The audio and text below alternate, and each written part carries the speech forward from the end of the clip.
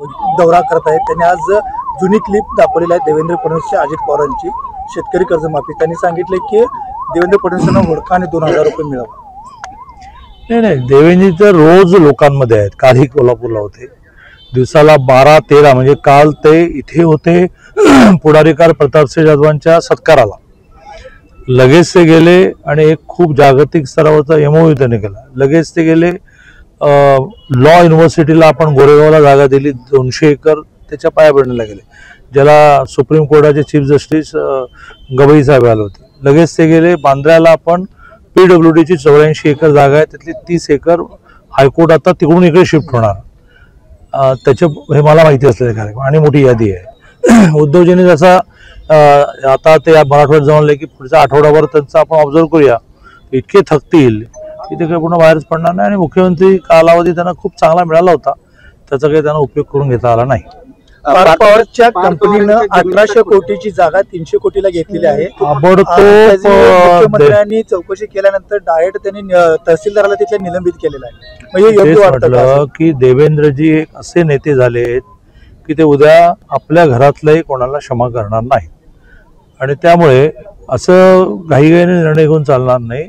निष्कर्ष निघाला की तहसीलदारची चूक आहे, तहसीलदार सस्पेंड केलं, ताबडतोब IGRचा सहाय्यक कुठे त्यांची कमिटी अपॉइंट झाली आणि 22 वेगवेगळ्या जमिनीच्या व्यवहाराच्या फायली तपासायला घेतलेल्या आहेत। मला मोठे चांगले माहिती आहेत, ते लिटरली काही तासामध्ये ते सगळे चेकिंग करून दिले की ज्याच्यामध्ये IGRचा रोल असतो स्टॅम्प ड्युटीचा, तर त्या स्टॅम्प ड्युटी ही 500 रुपयाच्या स्टॅम्प पेपरवर आला असं कळतं।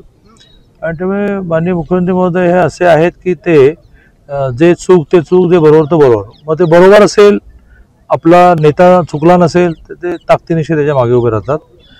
काय निष्पन्न होतं या प्रकरणात अजित पवार काहीच बोलले नाही। पत्रकारांना विचारलं तर अजित पवार तिथून निघून गेले, थांबले सुद्धा नाही। कितपत योग्य? नो कॉमेंट्स म्हणते।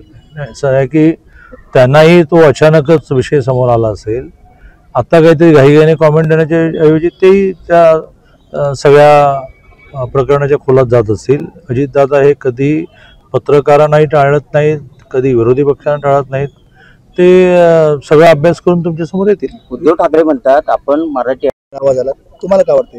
देवेंद्रजींनी आम्हा सगळ्यांना सूचना दिली आहे की जिथे युती होईल तिथे प्रायोरिटीने युती करा, जिथे युती होणार नाही तिथे स्वबळावर लढा, जिथे युती हायब्रिड शब्द त्यांनी फार चांगला वापरला, हायब्रिड होईल म्हणजे समजा पिंपरी चिंचवड मतदार हे महानगरपालिका आहे, एकूण प्रभाग समजा 20 आहेत, तर 3 मध्ये होईल, 4 मध्ये होणार नाही। 60-70% तरी युती त्या शहरात त्या जिल्हा परिषद होईल असा प्रयत्न करा की सरकता येण्याची शाश्वती निर्माण होते। मग कार्यकर्त्यांना अन्याय होऊ नये म्हणून 20-30 ठिकाणी जर तसं झालं, त्यामुळे अशा एखाद्या जिल्ह्यामध्ये सगळ्याचा एकदा बोला असं न करता जिथे जिथे एकमत होईल तिथे पुढे जा असं त्यांनी म्हटलं। पुण्यामध्ये खुनाच्या घटना वाढत होत्या, 3 दिवसामध्ये 2 खुनाच्या घटना झालेल्या आहेत। दंगेकरांनी सुद्धा बरेच मोठे आरोप केलेले आहेत। आता दंगेकरांवर तर मी ठरवलंच आहे की आपण काही बोलायचं नाही, पण स्वतःचं ठेवावं झाकून असं त्यांचं जरा असतं। त्यामुळे त्यांनी ते ज्या मतदारसंघातून येतात त्या मतदारसंघात काय टोळी युद्ध चाललं, म्हणजे तिकडे चाललंय मग आमच्याकडे चाललंय काय हरकत नाही असं म्हणायचं नाही मला। ज्या ज्या घटना घडतायत त्या खूप सिरियसच आहेत, गांभीर्याने घेण्याच्या आहेत। प्रशासन त्याच्यामध्ये एक तर आपल्याला मानलंच पाहिजे की प्रत्येक गोष्टीचा अतिशय ज्या प्रकारचे AI बेस्ड टेक्नॉलॉजी वापरून त्यात खूप झटकन आपण त्या घटनेचा शोध लावतो, आरोपी पकडतो। घटना घडणं कमी व्हायला पाहिजे, कायद्याचा धाक निर्माण व्हायला पाहिजे असं सांगितलं होतं।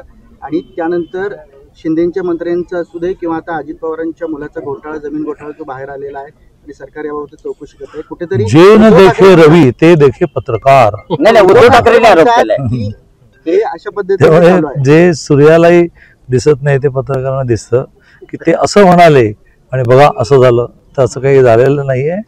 आणि अमित भाईंच्या बोलण्याचा असा अर्थ नव्हता।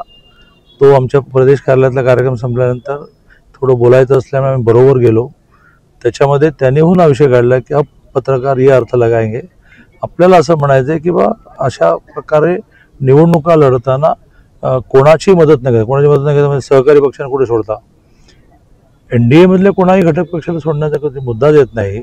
ज्यावेळेला मोदीजींचं सरकार हे 303 मला होतं तेव्हाही एनडीए सोडले नाही, आता एनडीए सोडले नाही. त्यामुळे ज्यांच्या साहाय्याने आपण मोठे होतो त्यांना ढकलून देणं हे कल्चर, ही संस्कृती आमची नाही.